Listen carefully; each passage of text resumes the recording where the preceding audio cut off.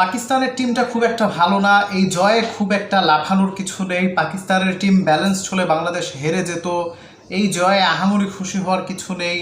রাখেন ভাই, আমরা 25-26 বছর ধরে টেস্ট খেলে টেস্টে জিতেছি এই সমান সংখ্যক নাম্বার আর কি, ঠিক আছে?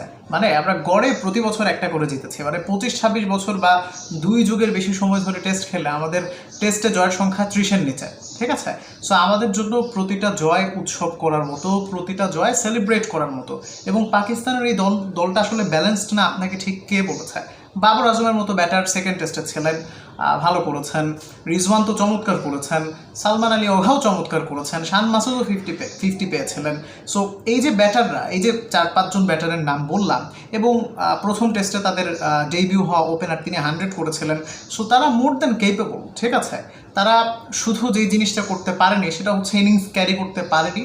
আর আরও একটু অন্যভাবে বললে আমরা বলতে পারি তাদেরকে আসলে আমরা ইনিংসগুলো বড় করতে দেইনি। আমাদের বোলাররা স্পেশালি তাইজুল, শরীফুল, তারা হচ্ছে আসলে তাদের ইনিংসগুলোকে বড় করে আমাদেরকে বিপদে ফেলতে দেয়নি। মূলত তারা আমাদেরকে উদ্ধার করেছে। বিশেষ করে তাইজুলের কথা বলতেই হয়। গতকালকে অর্থাৎ চতুর্থ দিনের শেষ সেশনে নতুন বল নেয়ার পর তাইজুল ইসলাম যখন স্ট্রাইক করলেন, সালমান আলী আহাকে যখন আউট করলেন, তখনই মূলত ম্যাচের মোমেন্টামটা বাংলাদেশের দিকে শিফট হয়ে যায়। এবং সেই একটা উইকেটের থ্রুতে আমরা হচ্ছে চতুর্থ দিন শেষে ড্রাইভিং সিটে বসে আমাদের খেলাটা শেষ করেছিলাম। পঞ্চম দিনে যদিও কিছুটা ভয় আমাদেরকে পাইয়ে দিয়েছিলেন সাজিদ এবং রিজওয়ান মিলে। বিশেষ করে সাজিদ, তিনি অ্যাজ এ বোলার হয়েও আসলে চমৎকার স্ট্রোকগুলো খেলছিলেন এবং খুবই সুন্দরভাবে স্ট্রাইক রোটেশন করছিলেন।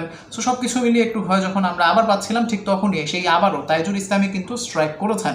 তো সব কিছু মিলিয়ে পাকিস্তানের এই দলটা কিন্তু খুব একটা ব্যালেন্সড না, এমন বলার আসলে সুযোগ ছিল না। হ্যাঁ, আপনি বলতেই পারেন বোলিং লাইন আপে এক্সপ্রেস পেসার লাইক নাহিদ রানার মতো বোলার তাদের ছিল না, কিংবা হচ্ছে তাদের স্পিনাররা আপনি বলতে পারেন যে ভালো স্পিনার নেই। কে বলেছে ভাই আপনাকে? নোমান এবং সাজিদ পাকিস্তানের ফ্রন্ট লাইনার স্পিনার, ঠিক আছে? তারা পাকিস্তানের সেরা স্পিনার এই মুহূর্তে, যারা অ্যাভেলেবলভাবে অ্যাক্টিভলি ক্রিকেট খেলে লাল বলের ক্রিকেটে, এই দুজন পাকিস্তানের সেরা স্পিনার।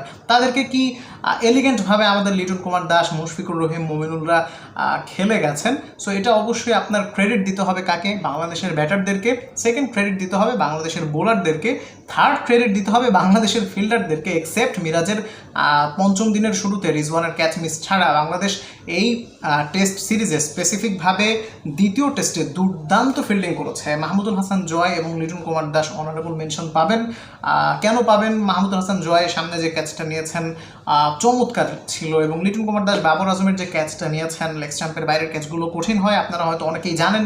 এই ক্যাচগুলো কিন্তু আমাদেরকে ম্যাচে ফিরিয়েছে। মানে ওই সময় লিটন কুমার দাস যদি মিস করতেন, কিংবা মাহমুদুল হাসান জয় খুব সম্ভবত শান মাসুদের ক্যাচটা নিয়েছিলেন। সো ওয়েল সেট ব্যাটার, তারা যদি সেট হয়ে যেত, তারা যদি আরও 20-25টা ওভার দুজন মিলে থাকতে পারতো, মানে কম্বাইন্ড করে, তাহলে কিন্তু বাংলাদেশ হয়তো, এই যে দেখেন মাত্র 78 রানে আমরা জিতেছি, মাত্র না বড় ব্যবধানে, বাট এই 78 রানটা কিন্তু তখন আরও কমে যেত, কিংবা হু নোজ, হয়তো একটা মুলতান টাইপের ঘটনা হয়ে যেত আর কি। বাংলাদেশ হয়তো ম্যাচটা হেরেও যেতে পারতো।